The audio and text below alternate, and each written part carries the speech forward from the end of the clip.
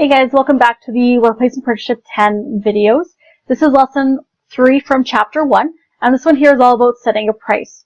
And this here is question number 2 from your notes, and it's primarily actually looking at the tax involved when you're buying any products, although other questions in our lesson did talk about the markup. So in this example, Quentin wants to buy a pair of steel-toed boots listed at $179.95. How much will the boots cost if 5% GST and 6% PST are charged? So for following along with our technique, we first need to identify, well, what on earth are we looking for? So going back to read that last sentence, it says, how much will the boots cost? So we're looking at the total cost. So to find your total cost, it's typically your ticket price, or whatever it's listed at, plus any taxes, which in this case we know that there's PST and GST. So now let's go back and reread that question, see if we can pull out any important information, and then do some calculations. So in this first sentence here, Quentin wants to buy a pair of steel-toe boots listed at $179.95. So that right there just told you your ticket price. So how much will the boots cost if 5% GST and 6% PST are charged?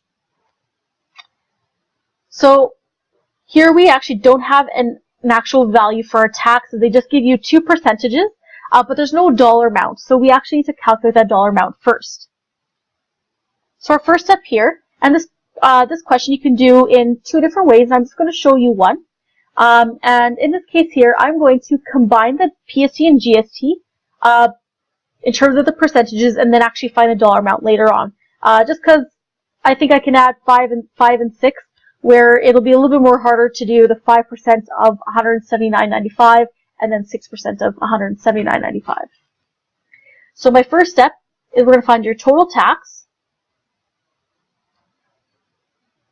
And this is just in terms of percentages. And this is just my own preference. If you would rather find each value, I guess each 5% and 6% individually, you're more than welcome to do that. So to find your total tax in terms of percentages, you just add up 5% and 6%. So 5 plus 6 will give you 11%. Now that we know total percentage, now we can actually find out the total tax in terms of your dollar amount.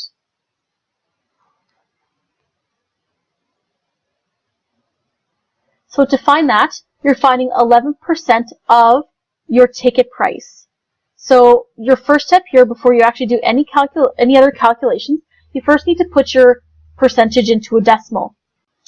So to do that, you take your percentage, which is 11, and then you're going to go to the very end or wherever your decimal is, and then you're going to move it 2 times to the left.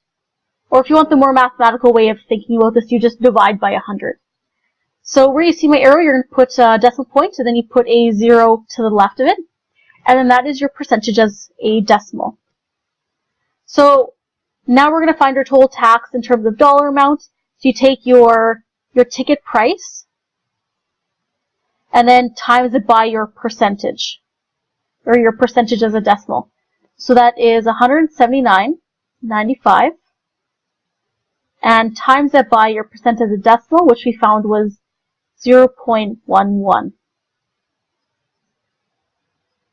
When you put that into your calculator, it should spit out $19.79.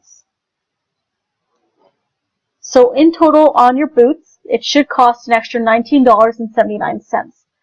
But we're not quite done yet, because we want to know how much will the boots cost with that tax. So our last step here is to find your total cost. And that's by looking back here where you take your ticket price and add the taxes.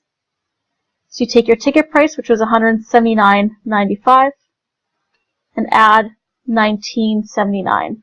So the dollar amount of your taxes. If you put that into your calculator, if you can do that in your head, what you should get is $199.74. So this here is the total price, or the total cost of the boots that you want to buy. Now we have one last step before we finish this question, Just remember this here is a word problem, so you have to answer it with a sentence. So here we're talking about Quentin buying some boots. So an example of a sentence could be the boots Quentin wants to buy.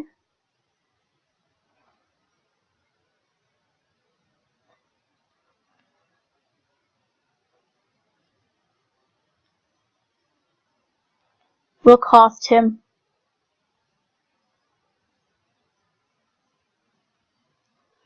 $199.74. And don't forget your unit symbol there. I know it's something simple like a dollar sign, but it's a little bit more clear because how do you know you're not talking about pounds or pesos or any kind of currency? So make sure you specify that you're talking about the dollar amount. Okay? And that's everything for this video. Thank you for watching.